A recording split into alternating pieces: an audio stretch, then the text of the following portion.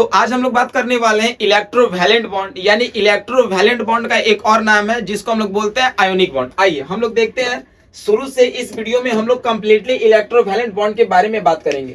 यानी हम लोग का जो टॉपिक है जिसका नाम है इलेक्ट्रोवैलेंट, या इसी को हम लोग एक और नाम से जानते हैं जिसको क्या बोलते हैं बाबू, आयोनिक बॉन्ड के नाम से जानते हैं।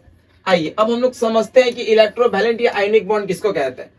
हालांकि केमिस्ट्री में बाबू दो बॉन्ड आपके क्लास 10th के लिए बहुत ज्यादा इंपॉर्टेंट मायने रखता है। एक का नाम है इलेक्ट्रोवैलेंट या आयोनिक, और एक को हम लोग बोलते हैं कोवैलेंट बॉन्ड। एक को हम लोग क्या बोलते हैं, कोवैलेंट बॉन्ड। अब ध्यान से समझिए, अगर आपको इलेक्ट्रोवैलेंट या आयोनिक बॉन्ड पहचानना होगा तो तरीका है कि एक आपका मेटल होगा और दूसरा जो होगा वो आपका नॉन मेटल होगा।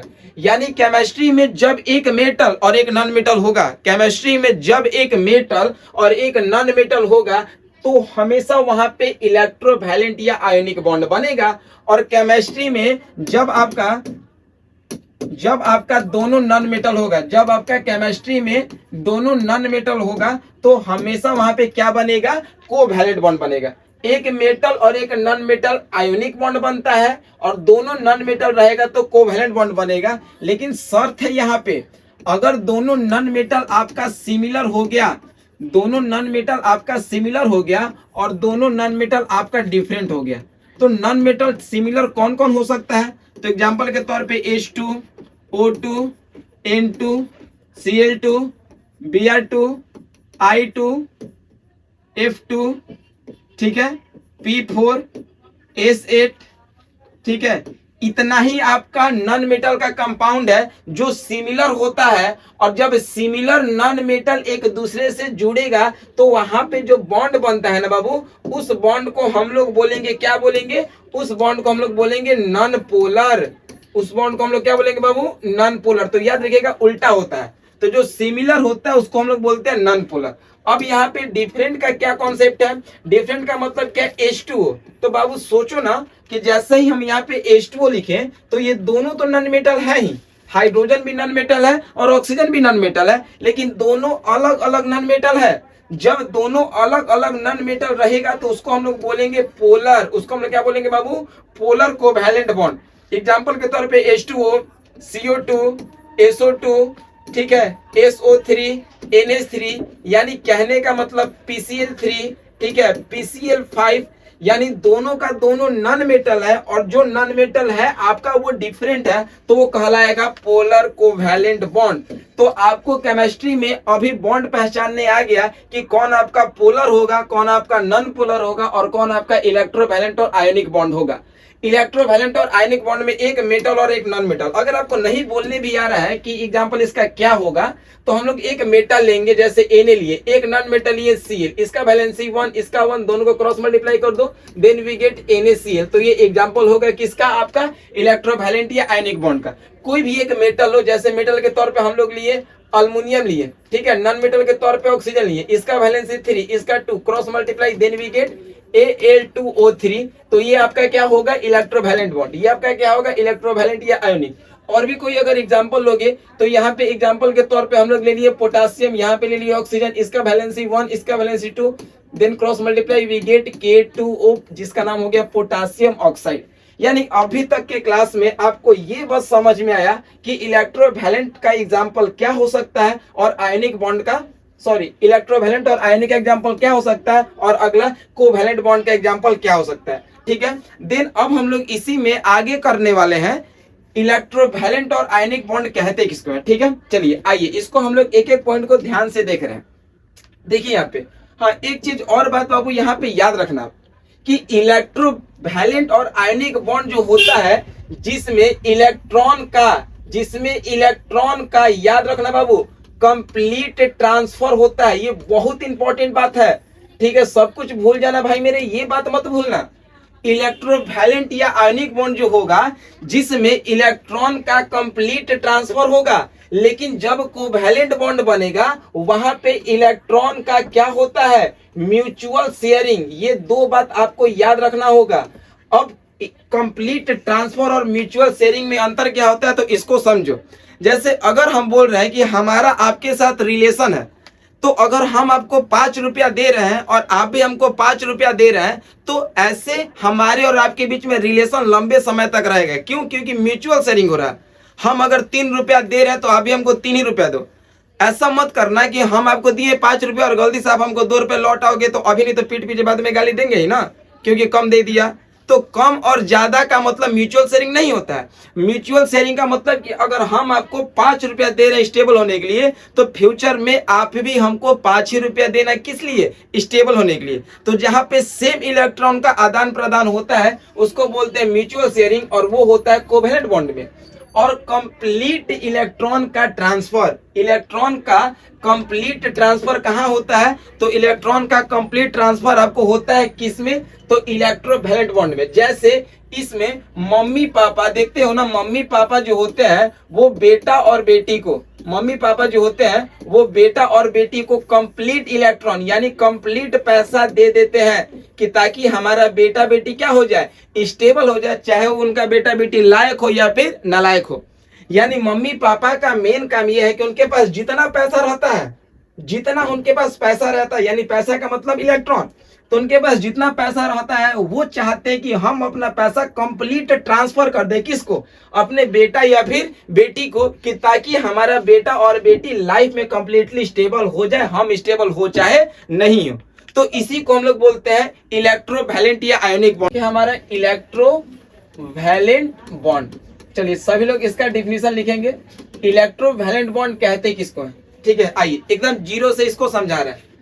दो चीज यहाँ पे याद रखना, एक को हम लोग बोलते हैं इलेक्ट्रोपॉजिटिव, एक को हम लोग बोलते हैं इलेक्ट्रोपॉजिटिव एलिमेंट, इलेक्ट्रोपॉजिटिव एलिमेंट, और एक को हम लोग बोलते हैं इलेक्ट्रोनिगेटिव एलिमेंट। दोनों में अंतर देखिएगा क्या होता है, इलेक्ट्रोपॉजिटिव, और एक को हम लोग बोलते हैं इलेक्ट्रोनिगेटिव एलिमेंट, इलेक्ट्रोनिगेटिव एलिमेंट। बस आपको इतना ध्यान देना है कि इलेक्ट्रोपॉजिटिव एलिमेंट अगर बोलेंगे तो आप समझना है किसको बाबू? मेटल को। अगर हम लोग इलेक्ट्रोनिगेटिव बोलेंगे तो आप समझना है किसको? नॉन मेटल को। बस यही बात आपको समझना है, ठीक है। और अभी आपको रिसेंटली पिछले स्लाइड में बताए थे कि इलेक्ट्रोवैलेंट बॉन्ड में इलेक्ट्रॉन का कंप्लीट ट्रांसफर होता है, ठीक है ना। चलिए अब आइए इसके डिफिनीशन की ओर रुख करते हैं और एकदम एग्जाम्पल से पूरा का पूरा कॉन्सेप्ट आपको समझ में आ जाएगा। यानी हम लोग कहते हैं किसको है? तो the complete transfer of, the complete transfer of electron from कहां से कहां तक? Electropositive to electronegative. यानी जहां पे इलेक्ट्रॉन का कंप्लीट ट्रांसफर हो, कहां से कहां तक? इलेक्ट्रोपॉजिटिव से इलेक्ट्रोनिगेटिव की ओर, उसी को बोलेंगे इलेक्ट्रोवैलेंट या आयोनिक बॉन्ड, ठीक है ना। तो the complete transfer of electron from electropositive to electronegative, यानी प्लस से माइनस की ओर जब इलेक्ट्रॉन का कंप्लीट ट्रांसफर होता है, इसी को इलेक्ट्रोवैलेंट बॉन्ड या आयोनिक बॉन्ड के नाम से जानते हैं। आइए एग्जांपल से इसको पूरा का पूरा बात को प्रूव करते हैं। अगर हम लोग के पास एग्जांपल है बाबू NaCl, आइए सब लोग देखिएगा ध्यान से। NaCl है, NaCl में कैसे आयोनिक बॉन्ड बनता है, एक एक चीज को देखिए, एकदम तोड़ के बता रहे हैं आपको। सबसे पहले NaCl में दो चीज है बाबू, देख रहे हैं ना आप लोग, Na और Cl। Na को क्या कहेंगे? केटायन प्लस चार्ज, Cl को क्या कहेंगे? Anion minus charge. तो सबसे पहले आपको करना है बाबू फॉर्मेशन ऑफ केटायन। दो तरीका से आपको सिखा रहे हैं, ठीक है। सबसे नया तरीका और सबसे बेस्ट तरीका, फॉर्मेशन ऑफ केटायन। तो केटायन सोडियम है, तो सोडियम का एटॉमिक नंबर 11, कॉन्फ़िगरेशन कर दो बाबू 281। ये स्टेबल, जितने भी मेटल होते हैं स्टेबल होने के लिए इलेक्ट्रॉन को लॉस करते हैं। तो बताइए बाबू, टोटल नोबल गैस आपको पता है ना बेसिकली किसका किसका जिक्र करेंगे? हीलियम, नियोन, आर्गन का। इसका 2, इसका 10, इसका 18। तो बताइए ये स्टेबल होने के लिए किसके पास जाएगा? यानी नजदीकी नोबल गैस नियोन है, तो नियोन के पास जाने के लिए क्या करेगा? तो ये नियोन के पास जाने के लिए एक इलेक्ट्रॉन को लॉस करेगा। तो जैसे ही ये एक इलेक्ट्रॉन को लॉस किया, तो जो केमिस्ट्री में लॉस करता है उसके ऊपर कौन सा चार्ज आता है? Plus charge. कितना लॉस किया? एक इलेक्ट्रॉन, तो लिख देंगे एक इलेक्ट्रॉन को ये लॉस किया। तो यहाँ पे बताइए केटायन का फॉर्मेशन हो गया ना बाबू, यही तो है आपका केटायन, यही तो है आपका क्या चीज? केटायन। तो केटायन का तो फॉर्मेशन यहाँ पे हो गया। अब इसी तरीका से आप यहाँ पे कर दीजिए फॉर्मेशन ऑफ एनायन। क्या कर दीजिए बाबू? Formation of anion. तो फॉर्मेशन ऑफ एनायन यहाँ पे कौन है? क्लोरीन है। तो क्लोरीन धरती पे Cl2 के फॉर्म में होता है, तो जब 2 है तो यहाँ पे हम लोग 1/2 से क्या कर देंगे, डिवाइड, ये कट जाएगा, क्लोरीन दिखाई दिया। क्लोरीन का एटॉमिक नंबर 17 होता है, तो 17 के अनुसार कॉन्फ़िगरेशन 2 8 7 हो जाएगा। ठीक है, अब ये क्या करेगा, यानी इसके नजदीक में नोबल गैस आर्गन है और आर्गन को 18 चाहिए, तो जब 18 चाहिए तो ये आउटर ऑर्बिट में एक इलेक्ट्रॉन को ले रहा है। देखो 2 8 7 और यहाँ पे 2 8 8 हुआ, तो ये एक इलेक्ट्रॉन को क्या किया, गेन किया। तो जब एक इलेक्ट्रॉन को गेन किया तो इसके ऊपर कौन सा चार्ज आ गया, माइनस चार्ज आ गया। ठीक है, तो यहाँ पे फॉर्मेशन ऑफ एनायन हो गया। बाबू एक चीज आपको और सिखाए थे हम पिछले क्लासेस में कि ये चीज याद रखना कि जब भी केटायन बनता है, यानी इलेक्ट्रॉन को लॉस करने में, कोई भी चीज को निकालने में, लॉस करने में जो एनर्जी लगता है उसको हम लोग बोलते हैं आयोनाइजेशन। उसको हम लोग क्या बोलते हैं बाबू, आयोनाइजेशन इंथैल्पी। उसको हम लोग क्या बोलते हैं, आयोनाइजेशन इंथैल्पी। और जब स्टेबल होने के लिए जब हम लोग इलेक्ट्रॉन को गेन करते हैं, मतलब लाइफ में हमको स्टेबल होना है और हम किसी से कुछ ले रहे हैं, एनर्जी को ले रहे हैं, इलेक्ट्रॉन को ले रहे हैं, तो इस केस में उसको हम लोग बोलते हैं इलेक्ट्रॉन एफिनिटी। उसको हम लोग बोलते हैं इलेक्ट्रॉन एफिनिटी। उसको हम लोग क्या बोलते हैं भाई, इलेक्ट्रॉन एफिनिटी बोलते हैं। ठीक है ना। अब देखिए, अब जब ये हमारा बात हो गया बाबू, क्या क्या बन गया, केटायन बन गया हमारा, एनायन बन गया। तब दोनों को मिलाओ, तो दोनों को जब मिलाओगे तो केटायन आपका क्या है, यहाँ पे केटायन आपका Na+ है। ठीक है, और एनायन यहाँ पे क्या है, तो यहाँ पे जो एनायन देखोगे वो Cl- है, तो एक प्लस से एक माइनस कट गया और यहाँ पे कंपाउंड बन गया NaCl। ठीक है, यानी एक तरीका तो हमारा ये हुआ बोर्ड में, एक तरीका तो हमारा ये हुआ इलेक्ट्रोवैलेंट बॉन्ड बनाने का, और एक तरीका और बता रहे हैं जो इस डिफिनीशन को सेटिस्फाइड करे। आइए दूसरा आपको बता रहे हैं NaCl। फिर आपसे कोई भी अगर कभी भी क्वेश्चन पूछता है भाई, तो कभी नहीं फंसने जा रहा है। NaCl में पहले दोनों एलिमेंट को उतारो, Na का एटॉमिक नंबर 11, कॉन्फ़िगरेशन करो 2 8 1। ठीक है, अगला आपका क्लोरीन है, क्लोरीन का एटॉमिक नंबर 17, कॉन्फ़िगरेशन करो भाई 2 8 और 7।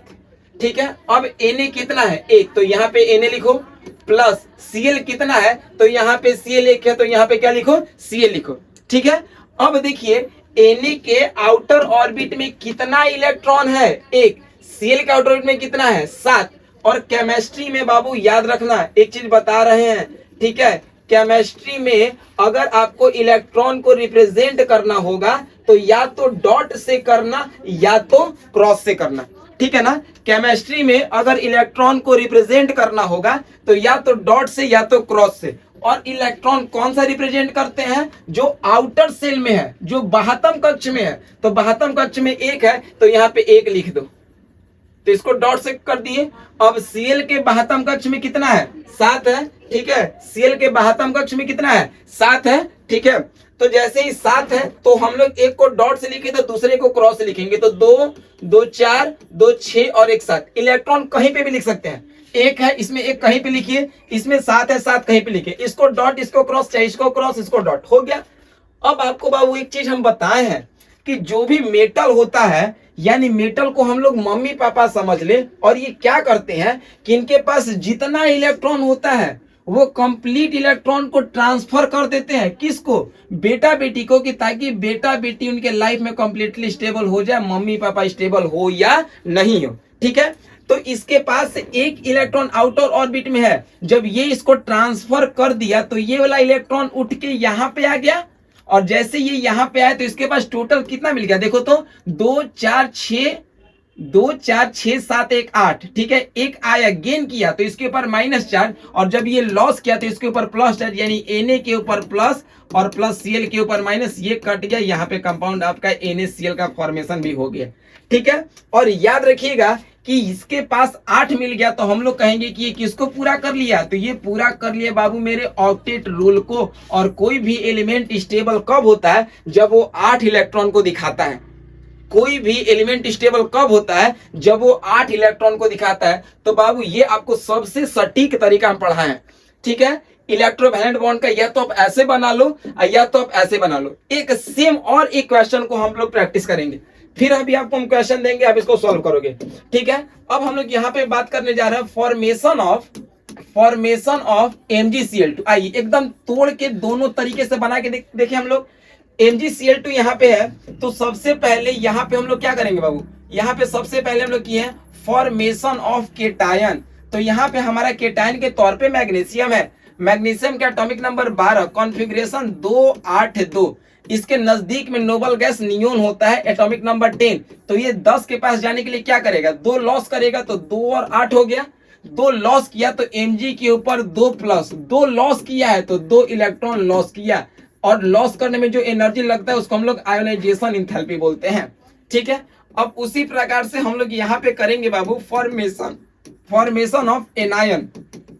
तो जब हम लोग यहाँ पे फॉर्मेशन ऑफ एनायन करेंगे तो एनायन हमारा क्लोरीन है। तो बताया था ना, क्लोरीन अगर 2 लिख रहे हो तो 2 1/2 से डिवाइड करके हटा दो, लेकिन क्लोरीन सिंपली 17 लिख लो। कॉन्फ़िगरेशन 287। ठीक है, ये क्या करेगा, इसको स्टेबल होने के लिए आर्गन के पास जाना होगा, और आर्गन का एटॉमिक नंबर 18 होता है। तो ये क्या करेगा, एक इलेक्ट्रॉन को गेन करेगा, तो ये 2 8 8 हो गया। अब जैसे ही एक इलेक्ट्रॉन को गेन किया तो इसके ऊपर कौन सा चार्ज आएगा, ठीक है, जैसे ही ये एक इलेक्ट्रॉन को गेन किया तो इसके ऊपर कौन सा चार्ज आएगा, माइनस चार्ज आएगा, ठीक है ना। तो जैसे ही इसके ऊपर एक इलेक्ट्रॉन गेन हुआ, माइनस चार्ज हो गया, तो माइनस चार्ज होने का मतलब क्या, एनायन हो गया। और इसमें जो गेन करने में जो एनर्जी लगता है उसको हम लोग इलेक्ट्रॉन गेन इंथैल्पी या फिर इलेक्ट्रॉन एफिनिटी के नाम से जानते हैं। क्लियर हो गया, तो ये केटायन और एनायन बन गया। तो जब दोनों को मिलाओगे तो देखो मिलाते कैसे हैं, Mg के ऊपर 2 प्लस दे दो, Cl के ऊपर 1 माइनस दे दो, तो ये दोनों तो इक्वल नहीं है। लेकिन ध्यान दो कि आपके क्वेश्चन में Cl कितना है, 2 है, तो यहाँ पे Cl के पहले लगा देना 2। तो अब चेक करना, इसके ऊपर 2 प्लस और एक Cl के ऊपर 1 माइनस, तो 2 Cl के ऊपर 2 माइनस, ये कट गया, कंपाउंड आपका हो गया क्या, न्यूट्रल। एक तरीका ये हो गया, और एक तरीका अभी आपको सिखा है क्या, MgCl2। तो यहाँ पे एक काम कर लो, क्या काम करना है, यहाँ पे Mg का एटॉमिक नंबर 12 है, कॉन्फ़िगरेशन कर लो 282। क्लोरीन का एटॉमिक नंबर 17 है, कॉन्फ़िगरेशन कर लो 287। तो यहाँ पे Mg 1 है तो Mg को 1 ले लो, Cl 2 है तो यहाँ पे 2 ठो Cl को ले लो। अब चलो जल्दी से बना के दिखाओ। तो अब बताइए, इसके आउटर ऑर्बिट में बाबू कितना इलेक्ट्रॉन है, 2, तो 2 ठो लिख दो। इसके आउटर ऑर्बिट में कितना है, 7, तो 7 लिख दो, 7 लिख दो बाबू। 2 2 4 2 6 1 7, 2 2 4 2 6 और 1 7। हम क्या बोले हैं कि मम्मी पापा हैं, इनके पास जितना पैसा है वो अपने बेटा बेटी को देंगे, कि ताकि बेटा बेटी स्टेबल हो जाए। और स्टेबल होने के लिए वो क्या कंप्लीट करे बाबू, ऑक्टेट। क्योंकि ऑक्टेट का मतलब होता है वो नजदीकी किसके पास गया, नोबल गैस के पास गया। 8 पूरा हो गया। तो बताओ इसको 8 पूरा करने के लिए कितना चाहिए, 2 2 4 2 6 1 7, 1 चाहिए। तो इससे ये एक इलेक्ट्रॉन का ये कंप्लीट ट्रांसफर करेगा, ठीक है। तो ये वाला इलेक्ट्रॉन उठ के अब यहाँ पे, जैसे यहाँ पे आया, इसको 8 मिल गया, तो हम लोग बिग ब्रैकेट दे देंगे। तो अब यहाँ से लॉस हो गया तो इसको प्लस चार्ज कर दो। इसको भी देखो 2 2 4 2 6 1 7, ये इलेक्ट्रॉन उठ के यहाँ पे गया तो 8 हो गया। तो जैसे ही 8 मिलता है तो उसको बड़का घर में बंद कर देते हैं। तो एक इलेक्ट्रॉन गेन किया तो 1 माइनस, एक इलेक्ट्रॉन ये भी गेन किया 1 माइनस, ये 2 लॉस किया तो 2 प्लस। तो यहाँ पे भी देख लो, Mg के ऊपर 2 प्लस, प्लस क्लोरीन के ऊपर 1 माइनस, लेकिन 2 क्लोरीन है तो 2 प्लस और 2 माइनस कट छट के क्या हो जाएगा, यहाँ पे न्यूट्रल हो जाएगा। क्वेश्चन हम लोग लेंगे फॉर्मेशन ऑफ Al2O3। आज का लास्ट क्वेश्चन है ये, ठीक है, एकदम अच्छे से समझ लीजिएगा, यानी सारा दिमाग एकदम कॉन्सेंट्रेट होकर बोर्ड पे आइए। Al2O3, तो हम लोग इसको 2 तरीका से आपको बताया। सबसे पहले यहाँ पे अल्युमिनियम का एटॉमिक नंबर 13, कॉन्फ़िगरेशन 283, ऑक्सीजन का एटॉमिक नंबर 8, कॉन्फ़िगरेशन 2 और 6, ठीक है। अब जब यहाँ पे हम लोग देखेंगे तो अल्युमिनियम 2 है तो यहाँ पे 2 अल्युमिनियम बाबू दे दो, प्लस ऑक्सीजन 3 है तो यहाँ पे 3 ऑक्सीजन दे दो, ठीक है। अब बताइए यहाँ पे कि अल्युमिनियम के आउटर ऑर्बिट में कितना इलेक्ट्रॉन है। तो अल्युमिनियम के आउटर ऑर्बिट में 3 है तो यहाँ पे 3 दे दो, कहीं पे भी दे सकते हो। ये भी अल्युमिनियम है तो इसके भी आउटर ऑर्बिट में 3 ही होगा। ऑक्सीजन के आउटर ऑर्बिट में 6 है तो यहाँ पे 6 दे दो बाबू, 2 2 4 2 6, इसमें भी 6 दे दो, 2 2 4 2 6, इसमें भी 6 दे दो, 2 2 4 2 6। हम बताएं कि ये मम्मी पापा, ये बेटा बेटी, बेटा बेटी को स्टेबल करना, चाहे वो लायक हो या फिर नालायक हो, जिसमें मम्मी पापा के पास जितना पैसा है यानी जितना इलेक्ट्रॉन है वो कंप्लीट ट्रांसफर कर देंगे किसको, अपने बेटा बेटी को, कि ताकि वो स्टेबल हो जाए। और वो स्टेबल होने के लिए क्या हम लोग देखते हैं? ऑक्टेट। ऑक्टेट का मतलब आउटर ऑर्बिट में 8 इलेक्ट्रॉन, यानी नजदीकी क्या नोबल गैस। ये हर एक चीज आपको क्लियर बता रहा है। अब बताइए, इसके पास टोटल 6 है बाबू, इसके पास टोटल 6, तो इसको 2 चाहिए, 1 और 1 2। तो जैसे ये उठ के यहाँ पे आ गया 7, ये उठ के यहाँ पे आ गया 8, तो इसको 8 मिल गया ना। 2 2 4 2 6 2 8, तो 2 इलेक्ट्रॉन आया, गेन किया तो माइनस चार्ज, और जब ये 2 लॉस कर गया इधर चला गया तो इसके ऊपर 2 प्लस चार्ज हो गया। ठीक है, अब इसको देखो, इसके पास कितना है? 2 2 4 2 6, तो ये फिर एक आएगा, तो फिर ये 7, फिर ये एक आएगा, तो फिर ये 8। जैसे ही 8 मिल गया बड़का घर में, 2 इलेक्ट्रॉन गेन किया तो माइनस, और ये 2 लॉस किया तो यहां से और यहां से क्या आ गया? Plus charge. एक ये बच गया, हालांकि आप इसको कर सकते थे, लेकिन चलिए बच गया तो हम लोग इसको कर लेंगे। कितना हुआ? 2 2 4 2 6, तो एक यहाँ वाला बच गया था, तो एक यहाँ ले लो इलेक्ट्रॉन, एक यहाँ बच गया, एक यहाँ ले लो, 8। 8 जैसे ये हो गया तो 2 गेन किया ना, तो 2 माइनस, और एक लॉस किया तो एक प्लस यहाँ कर दो, एक प्लस यहाँ कर दो। हालांकि 2 ऊपर 2 यहाँ कर देते और 2 यहाँ कर देते, बात आपका वही था। अब यहाँ पे आपको ये समझ में आ रहा है बाबू कि एक अल्युमिनियम के ऊपर कितना प्लस चार्ज हो गया? 3 प्लस चार्ज। ठीक है, तो अल्युमिनियम टोटल है कितना? 2, तो जब 1 पे 3 तो 2 पे प्लस का 6। ठीक है, अब अगर हम लोग यहाँ पे ऑक्सीजन का बात करेंगे तो एक ऑक्सीजन के ऊपर कितना चार्ज है? माइनस का 2, तो जब एक ऑक्सीजन पे माइनस का 2, तो ऐसा ऑक्सीजन है कितना आपको? 3 है, तो जब 3 करोगे तो 1 पे 2, तो 3 पे माइनस का 6, तो प्लस का 6 माइनस का 6 कट गया, तो कंपाउंड आपका बन गया न्यूट्रल। ये तरीका आपका होता है।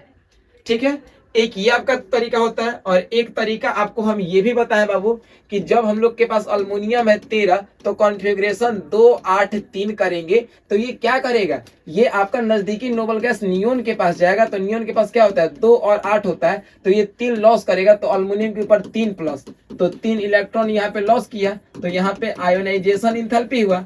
और जब हम लोग यहाँ पे क्या लेंगे? ऑक्सीजन को लेंगे, तो ऑक्सीजन का यहाँ पे 8 होता है, तो यहाँ पे 2 और 6 होगा, तो ये क्या करेगा? 2 इलेक्ट्रॉन को गेन करेगा, तो गेन करेगा तो ये भी किसके पास जाएगा? नियोन के पास, तो ये 2 और 8 हुआ, तो यहाँ पे ऑक्सीजन के ऊपर कितना हुआ? 2 माइनस। तो जब हमारा Al2O3 कंपाउंड था, तो एल के ऊपर कितना प्लस आया? 3 प्लस, लेकिन एल है कितना? 2 टाइम्स। ओ के ऊपर कितना माइनस आया? 2, लेकिन ओ है कितना? 3 टाइम्स, तो ये माइनस का 6 और ये प्लस का 6, कंपाउंड आपका हो गया न्यूट्रल। यानी हमारा बाबू इलेक्ट्रोवैलेंट बॉन्ड का कहानी खत्म हो गया। यानी ऐसे ही आपको लगभग 15-20 क्वेश्चन पे प्रैक्टिस कर लेना, फिर आपका कभी नहीं फंसने जा रहा है। आइए एक टॉपिक और जल्दी से देख लो। यहाँ पे टॉपिक है आपका प्रॉपर्टीज, एक आपका टॉपिक है, ताकि हम लोग ये कंप्लीट टॉपिक खत्म कर लेंगे आज। प्रॉपर्टीज ऑफ आयोनिक कंपाउंड, यानी आयोनिक बॉन्ड के चलते जो कंपाउंड का फॉर्मेशन होता है उसको हम लोग आयोनिक कंपाउंड बोलते हैं। आइए 4-5 प्रॉपर्टी है, बेसिक एकदम याद कर लो। जितने भी आयोनिक कंपाउंड होंगे ना, उनका जो फिजिकल स्टेट होगा, आयोनिक कंपाउंड का जो फिजिकल स्टेट होगा, वो फिजिकल स्टेट जो होता है वो सॉलिड के फॉर्म में होता है। अगर आप यहाँ पे अल्युमिनियम ऑक्साइड देख रहे हो या नमक देख रहे हो, तो नमक का बेसिकली फिजिकल स्टेट क्या होगा? तो वो सॉलिड के फॉर्म में होगा, पहली बात। दूसरा कि जितने भी आयनिक कंपाउंड होते हैं उसका मेल्टिंग पॉइंट और उसका जो बॉइलिंग पॉइंट होता है वो हाई होता है, ये भी याद रखना। यानी उसको मेल्ट होने में और बॉयल होने में टेम्परेचर आपको ज्यादा देना पड़ेगा, ये दूसरी बात हुआ। तीसरी बात कि जितने भी आयनिक कंपाउंड होते हैं वो इलेक्ट्रिसिटी के, यानी हम लोग कह सकते हैं कि it is bad conductor of heat and electricity, bad conductor of heat and electricity. यानी ये हीट और इलेक्ट्रिसिटी के बैड कंडक्टर होते हैं। कब? जब ये किस फॉर्म में रहेंगे भाई? सॉलिड के फॉर्म में। यानी जब भी आपका आयनिक कंपाउंड सॉलिड के फॉर्म में है तो इसमें हीट और इलेक्ट्रिसिटी पास नहीं होगा, लेकिन जैसे ही आप इसको किस फॉर्म में ला दोगे? मोल्टेन फॉर्म में, पिघला हुआ फॉर्म में। यानी मोल्टेन फॉर्म में यानी आयनाइड फॉर्म में आ गया, तो यहाँ पे Na के ऊपर प्लस और Cl के ऊपर माइनस दिखाई देगा, यानी यहाँ पे आयन जो है वो मूव करेगा। तो इस केस में इलेक्ट्रिसिटी जो है वो क्या करेगा? कंडक्ट आपका करेगा। तो ये 4 प्रॉपर्टीज भी आप यहाँ पे लिख लेना, ठीक है। तो मिलते हैं हम लोग कल के क्लास में। Okay bye, take care.